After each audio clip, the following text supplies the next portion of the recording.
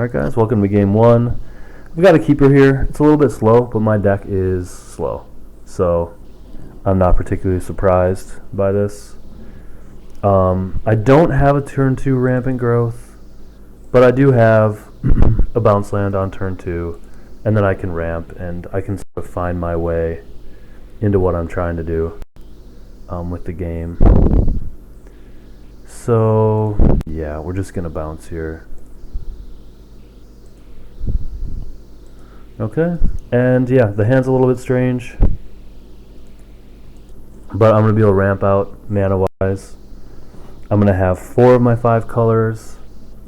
I'm not gonna have access to Agony Warp or Air Servant, most likely anytime soon. Overflowing Chalice. Okay. So he's kind of ramping as well, just not for colors. Okay. That's actually pretty nice. It's just a way to have some interaction early as well. I'm going to fetch for blue, even though I do need black for my 5 color. This gives me 4 colors, and I would rather draw another blue and have access to Air Servant. I don't know that I'll need Agony Warp too soon.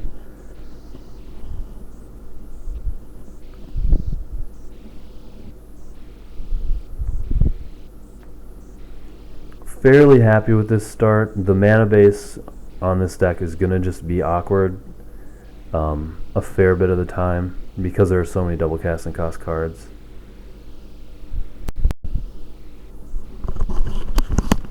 Okay, so he's land cycling away. He's stuck on land drops. This will give him his 3rd. He might still have a 2-drop to follow it up. Going for Forest. So most likely 2-color deck. Culling Dais. Okay. So he's also off to a slow start. He's got some card draw set up a little bit. Okay. So yeah, this is interesting. I'm just going to use my mana as efficiently as I can here and tap like this. Keep red open. Bounce the island. And now I have all 5 colors. Leave myself the ability to burst lightning if I need to. Obviously on turn 4, you know, your first play of the game, you don't really want to be a Blood Ogre. Well, I guess technically my first play was a Rampant Growth, which I can be pretty happy with. Okay, so he can play a 5-drop here. Let's see what he's got rolling. Okay, so Dread Drone. Blood Ogre does a pretty good job of holding that off. Okay, so here we can play this guy, play out my Gust Skimmer,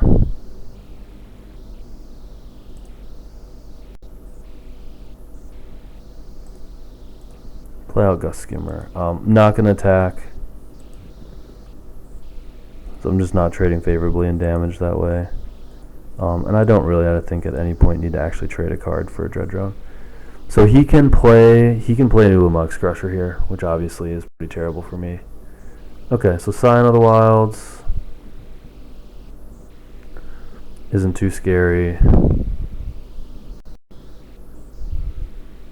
So Guile, I'm actually really close to that card. That's pretty nice to see. I like being fairly close to that.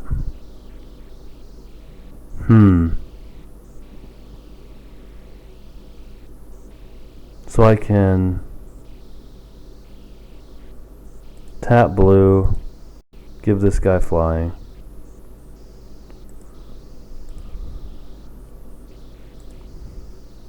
Play my Aqueduct, bouncing the island, and leave up mana for both Agony Warp and Burst Lightning, which I certainly like. My mana base is looking pretty good now for this stage of the game. Still no reason to play the Plains. I have the ability to pump this. I can show so much here that I'm not super worried about what he can represent.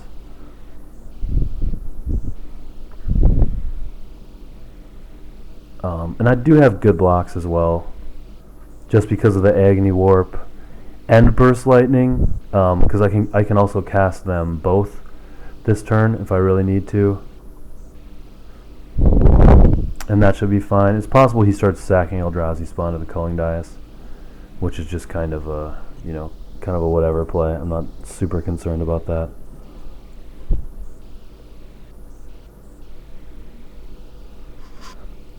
So Convoking. So the Kavu is a 7/7.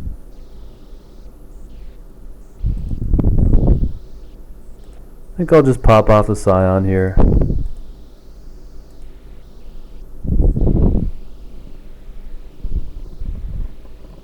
Just get rid of it.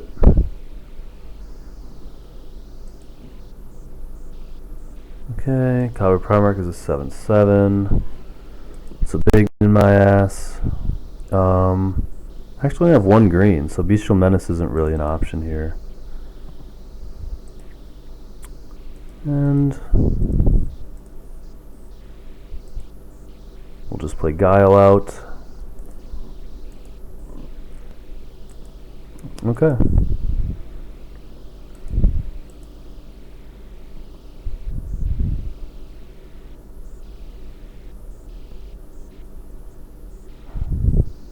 I think I want to have more mana up when I do go to block with Guile, because I can use the Agony Warp to win combat there. Yeah, I think that's the right play. So yeah, probably not going to block here. Could take a decent chunk of damage, but if he goes with that, I'm able to attack back with like Water Servant and Gust Skimmer and even potentially Guile, although I'll probably leave him back to then threaten with a little bit more mana. So yeah, I'm going to take 7 here. Green-black doesn't have a whole lot of ways to reach outside of overwhelm effects, which he could end up having. But I just don't think that like double blocking here, giving up my Guile, is really what I want to be doing. Oh god, Ulamux Crusher. This is kind of a nightmare now. I really want to see a repeal or an arrest or, oh man. Remand is so good with Guile too. So I can get this up to a 5/2, which trades with it.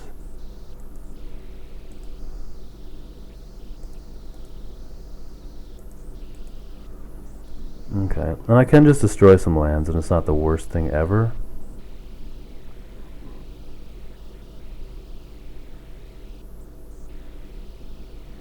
I can threaten to get in for a ton here, so I kind of expect a chump, at least. We'll see if that actually happens. Remand 1 turn too late, although I wouldn't have had the mana to really make great use out of it anyways. I mean, I could just hang back and block the Crusher, but I think I'd rather just sack 2 lands. I've got one of the bigger spells already out into play. Oh, and he's not going to block. So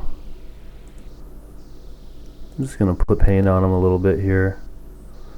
Get him down to 8.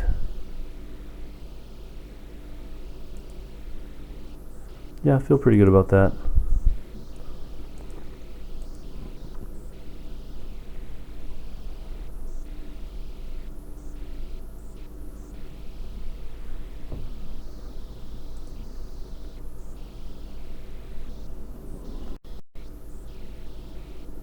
Okay.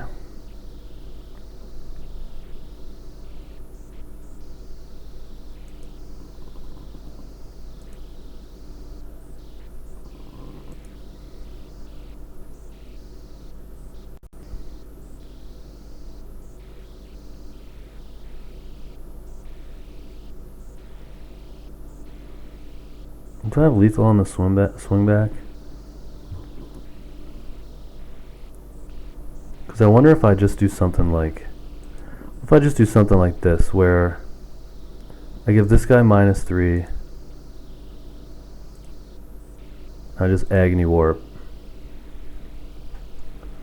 do this before blocks, so if he has a way through, I know a little bit more.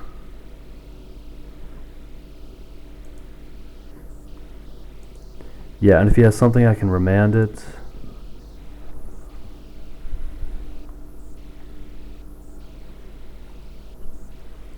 And then exile it and play it myself.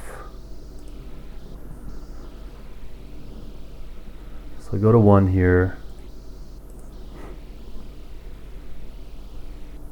Calling dice. I don't know that he can just ping me for 1. So he's going to sack that.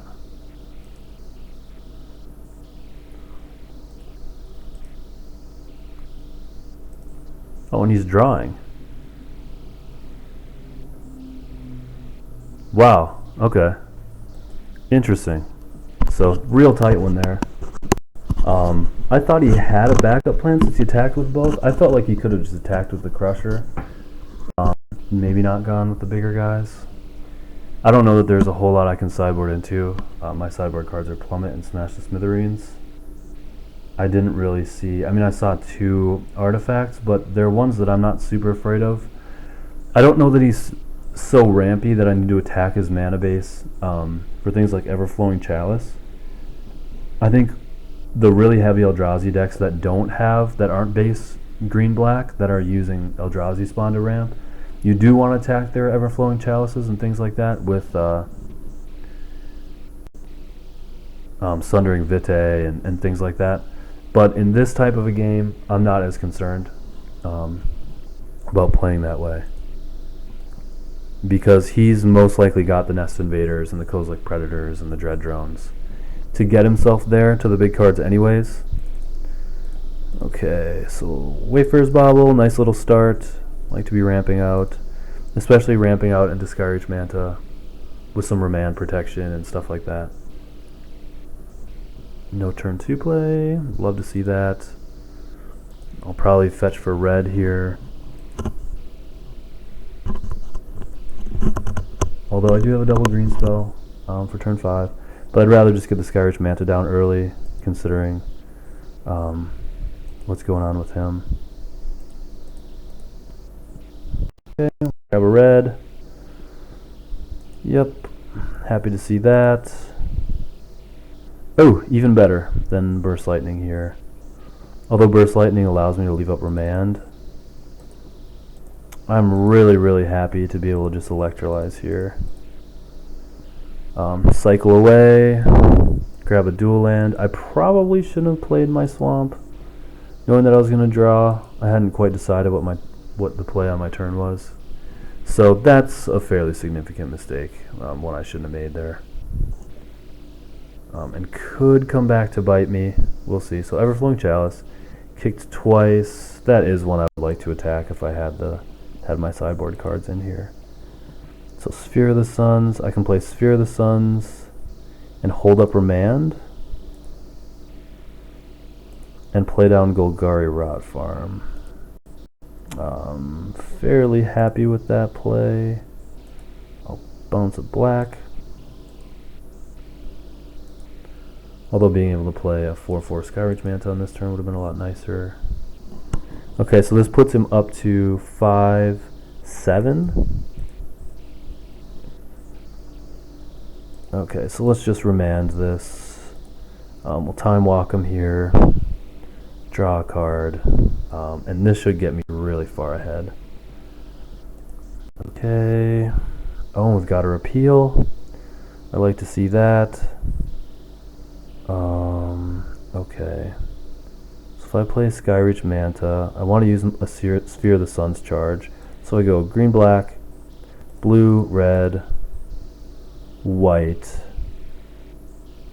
Yeah, I can't really hold anything too crazy up. Get the 5/5 version out there. Force him to have some way to deal with it. I'm fairly happy to be running this way right now. 5/5 flyer on the board. Pretty nice. Bestial Menace follow up. Tarmogoyf. That's a nice little repeal target. Okay, Eldrazi Drone, or Dread Drone.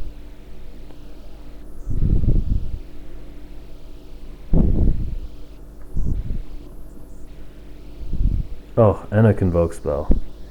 Jesus. So the Kavu. The Kavu's probably what I'm repealing.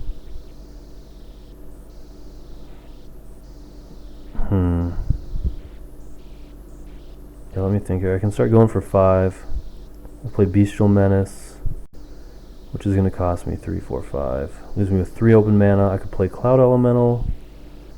I could hold up Repeal for the Tarmogoyf. I think that's my play.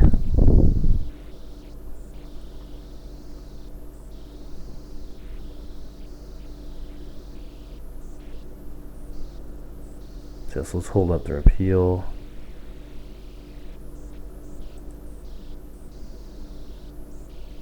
Yep.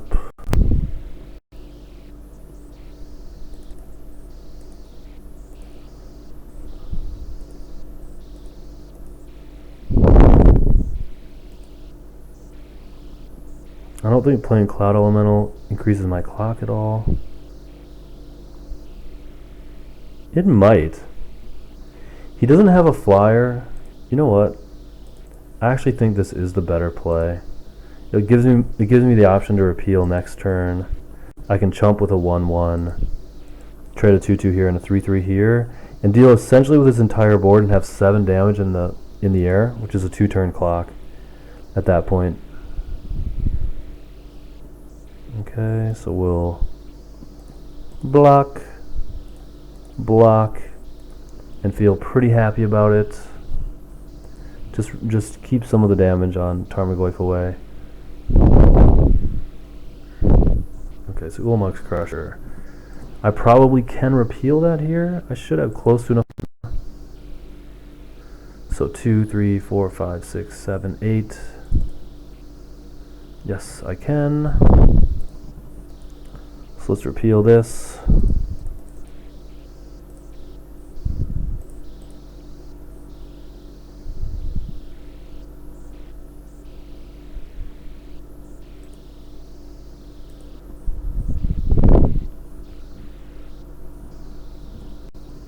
Drew another repeal. Okay. So I'm going to be able to time walk him for a bit here. Go for 7. We'll be able to repeal him next turn as well. Oh, although, no I won't. I should just win next turn though. Or pretty damn close. I can let Tarmogoyf go for a couple. Yeah, so that's game. Alright. I'll see you guys in match 2. That one went fairly well, despite having a weird mana base.